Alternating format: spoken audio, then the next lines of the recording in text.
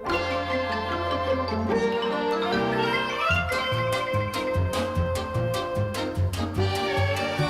everybody, it's Chris Eads, Wootini from GayGamer.net, here with another weekly video podcast. I need to start with a confession. I am a liar. I am a lying liar who lies. Last week I said that I would not have a review of the new Batman vs. Superman movie because I wasn't going to go see it opening weekend. Well, it turns out that we did, because, we just heard so much bad about it that we were like, you know what, we have to see it for ourselves, and we figured Easter Sunday would be a perfect time to do it because everybody else would be out doing other things. Although, technically the theater was kind of crowded, though it's our neighborhood multiplex, so they put it in the little tiny theater because we saw it in 2D. The bigger theater had the 3D. Basically, we knew we were going to not like it, so...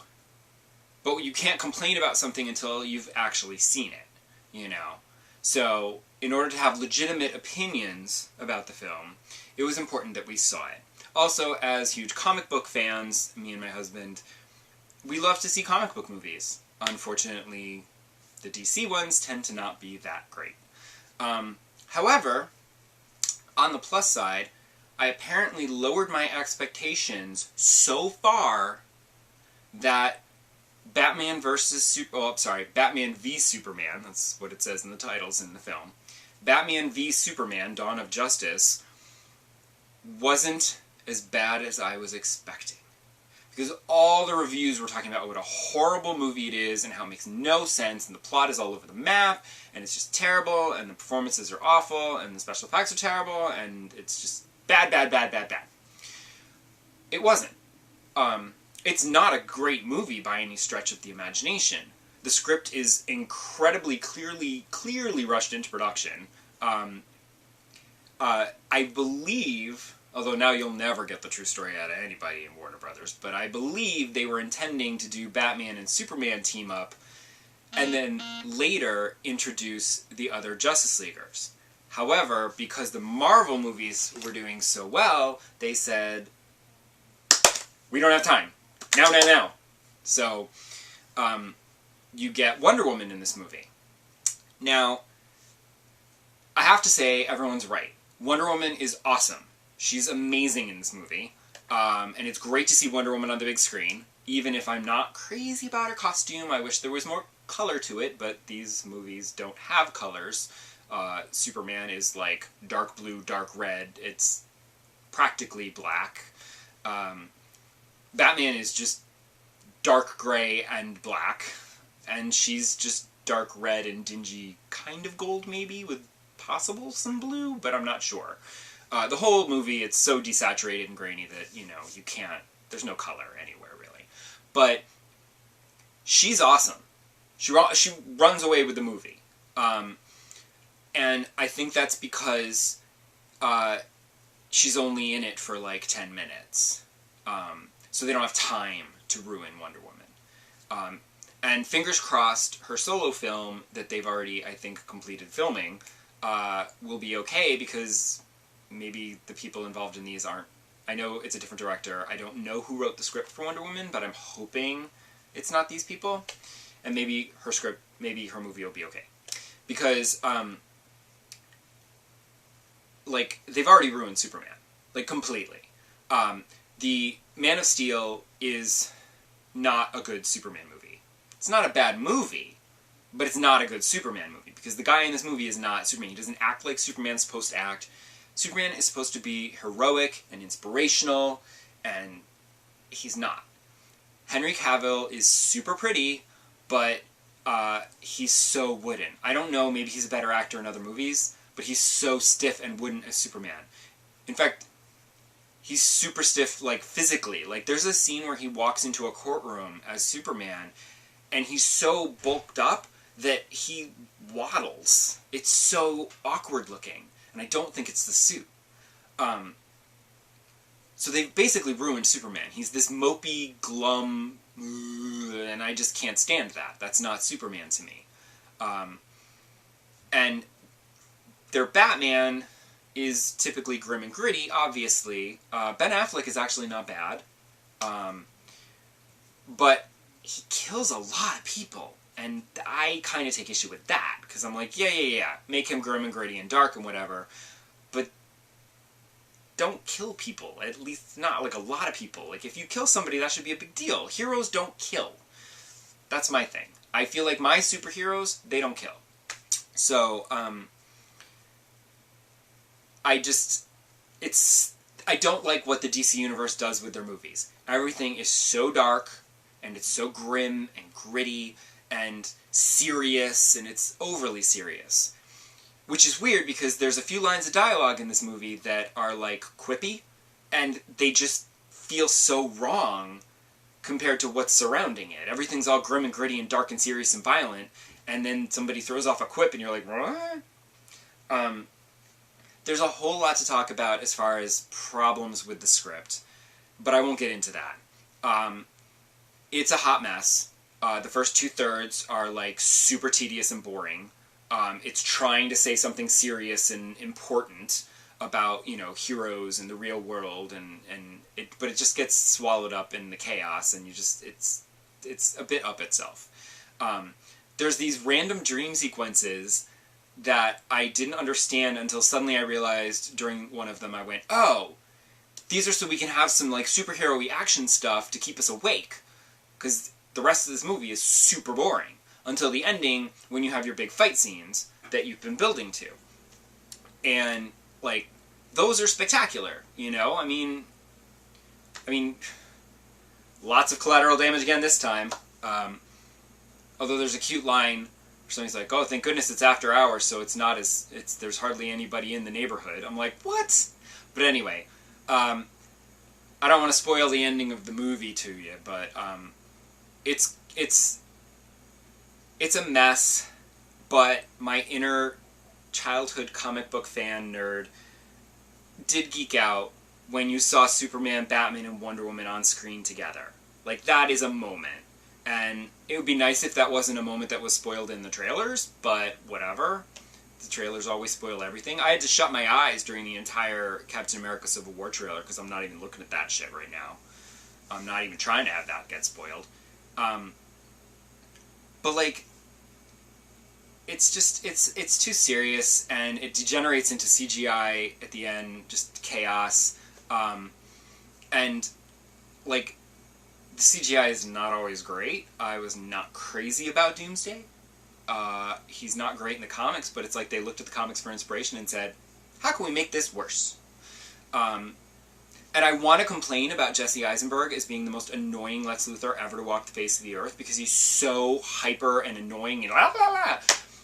But while he's super annoying and not a great Lex Luthor, because, I mean, his motivation is, like, non-existent. I don't know why he's trying to do all what he's doing in this movie, but whatever. He had a personality, so he wasn't moping around, so that at least woke you up when he came on screen, you know, it was like a wake-up call.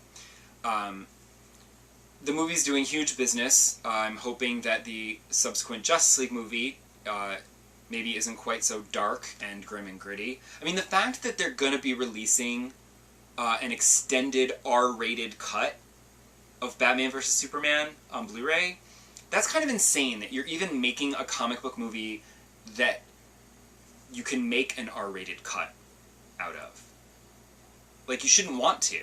I mean, okay, fine, Deadpool is rated R, but that's fine, because that's Deadpool. Like, this is Superman. Superman should not be in an R-rated movie. Like, ever.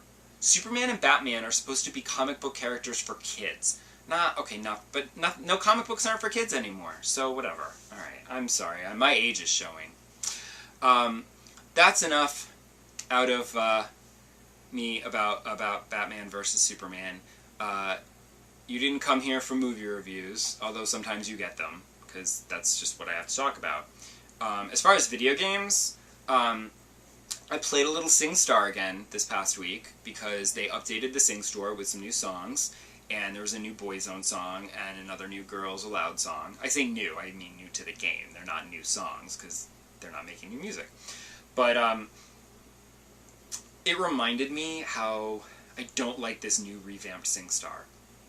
The game is so picky now that it's like impossible to get decent scores. It's really annoying. So while I enjoy singing along to my favorite Britpop, I would also appreciate being able to get a decent score every once in a while. But my big new game was, I did what I figured I was going to do, which is to kind of ignore Gears of War 2, and I started playing Sherlock Holmes Crimes and Punishment, which is more up my alley. I do love an adventure game, and, you know, I was just a little concerned that I wouldn't be able to figure out the mysteries, but the way the game works is you explore all the locations, you question the witnesses, you find all the evidence, you collect everything, and then it has like this, they call it the deduction screen. It's basically the inside of Sherlock Holmes' brain, and you see all the synapses and stuff, and you link clues together, and it forms these little nodes, and then like the nodes will be like, it'll be like an observation, like a solution.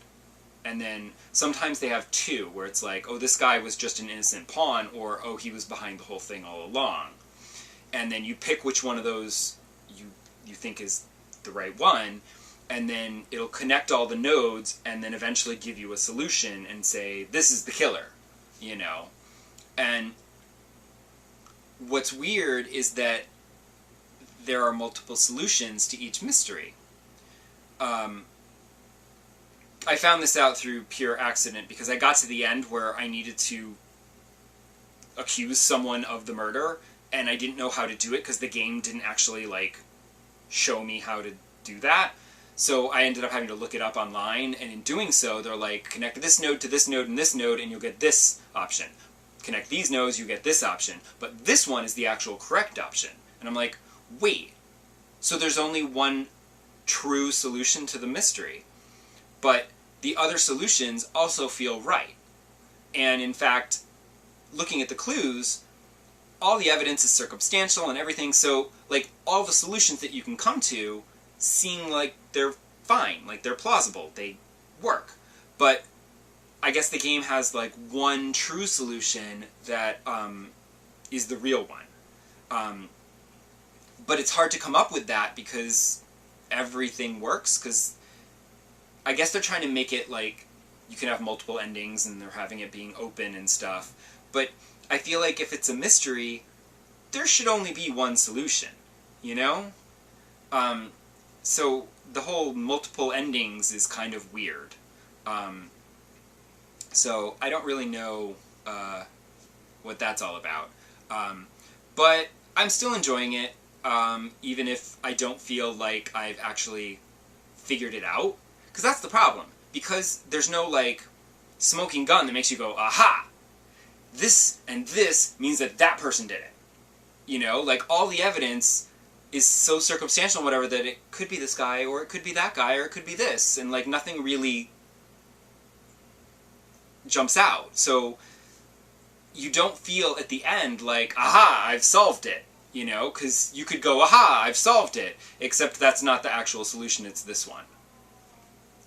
So, we'll see. I'm going to keep playing it just because it's entertaining and I'm enjoying it. And I just started the new case, which is a murder that took place in a sauna, in a steam room at a Roman bath house. So that took an interesting turn.